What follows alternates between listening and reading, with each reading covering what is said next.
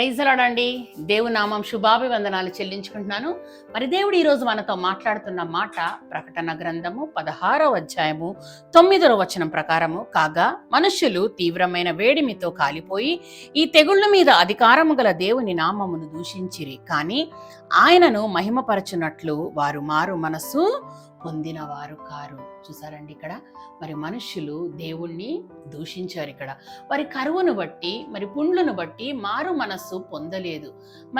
వారి ఆలోచన లేదు. వారికి దేవుడు కోపమునకు మరి ఉగ్రతకు వారు కారణమయ్యారు. కానీ కనీసము ఆ ఉగ్రతకి కారణం ఏంటి అని కూడా మరి అక్కడ ప్రజలు వారు ఆలోచించుకోలేకపోయారు. తమకు కలిగిన వేదనను బట్టి మరి పరలోకమందు తండ్రిని వారు దూషించారు.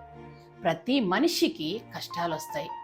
ఎన్నిసార్లు మన మార్గాలు మరి రాంగ్ అవ్వచ్చండి. మరి వేరే మాటలకు ఆకర్షింపబడి వారి ఆలోచన ప్రకారము వెళ్ళక మరి మనము మోసపోతూ ఉంటాము. మనము మోసం పోయి మరి దేవుణ్ణి దూషిస్తూ ఉంటాము. ఒకవేళ ఈ రోజు గనక నీవు కూడా ఇలాంటి పరిస్థితిలో ఉన్నావేమో, మరి దేవుణ్ణి దూషిస్తూ ఉంటే కనుక నా ప్రియ సహోదరి సహోదరుడా, జాగ్రత్త. ఎందుకంటే మన దేవుడు కృపగలవాడు, ప్రేమ కలవాడు, జాలి కలవాడు. ఆయన అన్యాయం చేసే దేవుడు కాదండి. మరి దేవుని ప్రేమను రుచి చూచి తెలుసుకొని మనము జీవించి ఆశీర్వాదాన్ని మనము పొందుకోవాలి. మరి రూతు గ్రంథము 1వ అధ్యాయము 20-21 వచనాలు మనం చూసుకున్నట్లయితే, సర్వశక్తిమంతుడు నాకు దుఃఖము కలుగచేసెను, మరి నాకు మరి చాలా బాధ కలిగింది, నన్ను బాధపరచెను అని నయోమి అక్కడ మరి అంటుంది. మరి బెత్లెహేములో కరువు వచ్చినప్పుడు మరి నయోమి భర్త 2 కుమారులు మోయాబు దేశానికి వెళ్ళారు. ఎక్కడి నుంచి వెళ్ళారండి? బెత్లెహేమును వదిలి మోయాబు దేశానికి వెళ్ళారు. బెత్లెహేము అంటే రొట్టెల గృహము, మోయాబు అంటే శపితమైన దేశము.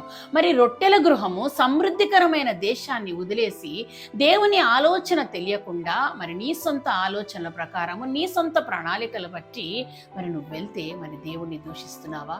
ఇక్కడ మరి నయోమి కూడా రొట్టెల గృహము నుండి మోయాబు దేశానికి వెళ్ళింది. అది శపితమైన పట్టణము. అక్కడ మరి ముగ్గురిని మరి తన కోల్పోయింది. భర్తని, 2 కుమారుల్ని మరి తన కోల్పోయి షీ వాజ్ లెఫ్ట్ అలోన్ అండి. ఒంటరిగా మిగిలిపోయింది. అక్కడ దేవుడు నాకు దుఃఖము కలగచేసాను, నేను రిక్తురాలిగా మిగిలిపోయాను, నాకు అన్యాయం చేశాడు దేవుడు అని అక్కడ నయోమి తన బాధని వ్యక్తం చేస్తుంది. మరి దేవుని చిత్తం తెలుసుకొని ఆమె గనక వెళ్ళుంటే గనక ఆ డెసిషను కరెక్ట్ అయ్యేది. కానీ నయోమి తన సొంత ఆలోచన ప్రకారము బెత్లెహేమును వదిలేసి మరి మోయాబు దేశానికి వెళ్ళి అక్కడ మరి దేవుణ్ణి దూషిస్తుందండి. ఈరోజు మరి ఈ వాక్యం వింటున్న నీవు నేను మన ఆలోచన ప్రకారం వెళ్ళి, మన తలంపుల ప్రకారం వెళ్ళి, మరి మనకి ఏదైతే ఇష్టమైతే ఆ దాని ప్రకారం వెళ్ళి మరి మనం దేవుణ్ణి దూషిస్తున్నామా? రొట్టెల గృహాన్ని వదిలిపెట్టి శపితమైన దేశంలోకి వెళ్ళిపోతున్నామా? మన ఆలోచనల ప్రకారం మనం ఈరోజు నష్టాన్ని కలిగించుకుంటున్నామా? మన ఆలోచనల ప్రకారం మనం ఈరోజు మన కుటుంబాన్ని కోల్పోతున్నామా? నా చెల్లి, నా తమ్ముడా, ఒక్కసారి మనం ఆలోచించుకుందామా?